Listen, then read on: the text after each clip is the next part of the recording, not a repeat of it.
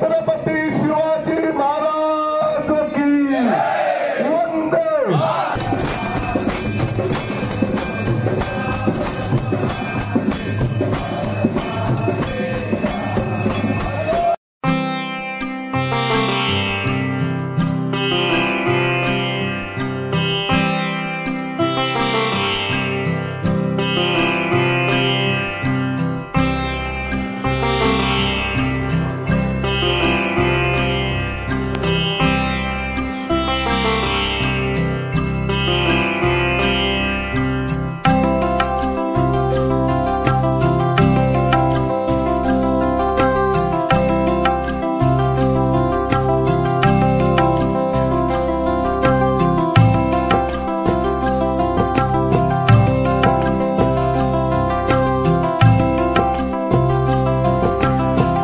Hello नमस्कार friends, आज आपण अजून एक नवीन व्हिडिओ घेऊन मी तुमच्यासाठी आलो आहे आणि आज मी आलो आहे अंबरनाथमध्ये माझ्या पाठीमागे तुम्ही बघू शकता हे शिवमंदिर आहे जे अंबरनाथमध्ये आहे आणि ही पाठीमागची ही नदी आहे। तर आज मी अंबरनाथ शिवमंदिरचा हा ब्लॉग बनवतो। तर चला आपण आतमध्ये जाऊया आणि अंबरनाथमधलं हे शिवमंदिर बघूया। तर एंट्री करूया चला। हे प्राचीन शिवमंदिर आहे आणि राजा शिलाहार मंडलेश्वर यांनी 1060च्या दशकात हे मंदिर बांधलं असल्याचा शिलालेख भारतीय पुरातत्व विभागाला सापडला आहे। अजूनही अनेक मुंबईकरांना तसेच इथे येणाऱ्या पर्यटकांना या मंदिराची पुरेशी माहिती नाही असे दिसून येते। मुंबई पुणे रेल्वे मार्गावर अंबरनाथ रेल्वे स्टेशन आहे। छत्रपती शिवाजी महाराज टर्मिनसवरून 60 किलोमीटरवर असलेल्या अंबरनाथ रेल्वे स्टेशनला स्लो आणि फास्ट अशा अनेक लोकल दिवसभरातून जातात। तसेच कर्जत, खोपोली आणि बदलापूर या लोकलनेही तुम्ही अंबरनाथला जाऊ शकता।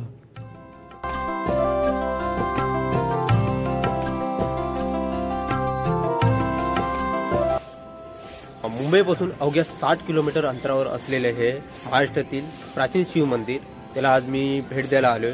तर बघू शकता शिवमंदिराची कलाकृती रचना कशी आहे। अंबरनाथ स्टेशनवरून तुम्ही रिक्षा करून 1.5 किलोमीटरवर असलेल्या या मंदिरात सहज पोहोचता येते आणि अवघ्या 1.5-2 तासात आपण भारतीय इतिहासाच्या एका वेगळ्याच जगात पोहोचतो। अंबरनाथ शिवालय पुस्तकानुसार या मंदिराच्या उत्तरेकडील दाराच्या आतल्या बाजूस एक अंधाऱ्या तुळईवर एक 6 ओळीचा शिलालेख आहे। हे मंदिर कुणी आणि केव्हा बांधले हे या शिलालेखावर कोरले आहे।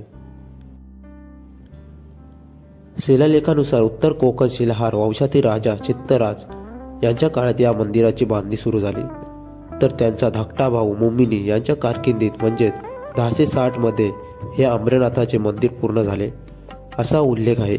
म्हणजे या ठिकाणाचे मूळ नाव अंबरनाथ असं होतं, ज्याला आज अंबरनाथ असेही बोलले जाते।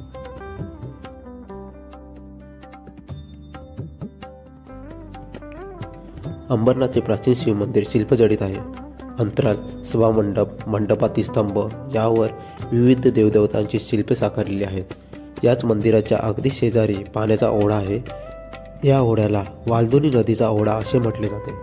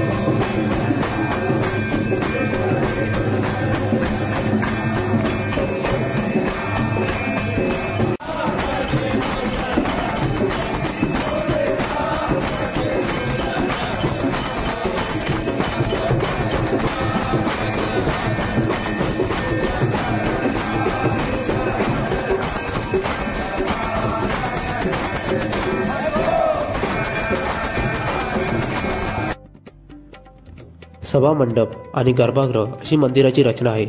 या मंदिरातील शिवलिंग मात्र खोल जमिनीत खोदलेल्या गर्भगृहामध्ये आपल्याला पाहायला मिळेल।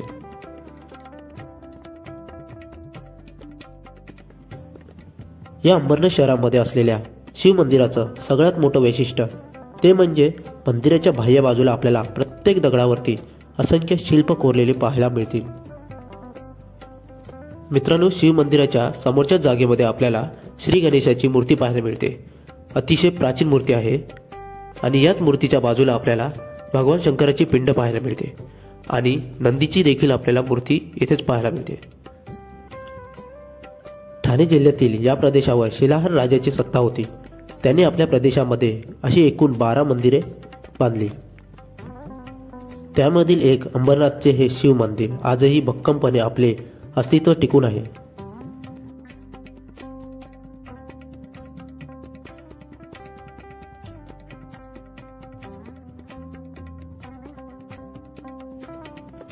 या मंदिराविषयी असेही सांगितले जाते की पांडवांनी अज्ञात वासात असताना एकाच रात्री हे मंदिर उभारून त्या ठिकाणाहून निघून गेले। मात्र ही फक्त एक आख्यायिका असून या मंदिराची निर्मिती शिलाहार राजांनीच केली हे या मंदिरामध्ये कोरलेल्या शिलालेखावरून लक्षात येते।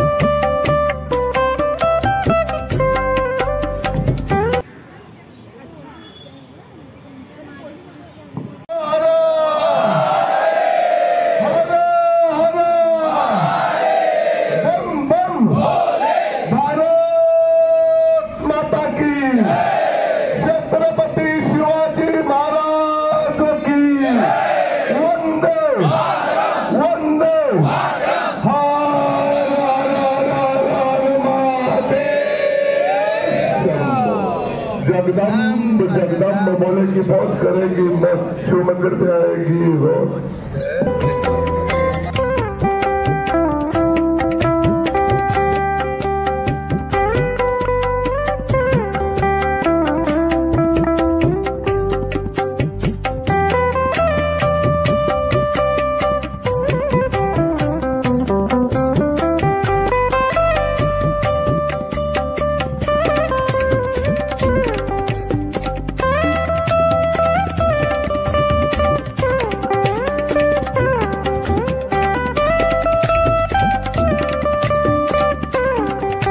मित्रांनो, या मंदिराच्या आतमध्ये कॅमेरा अलाउ नाही आणि म्हणूनच आतमध्ये जो काही मंदिराचा भाग आहे तो तुम्हाला व्हिडिओमध्ये दाखवता येत नाही, परंतु जेवढं शक्य होईल तेवढा मी प्रयत्न केला आहे।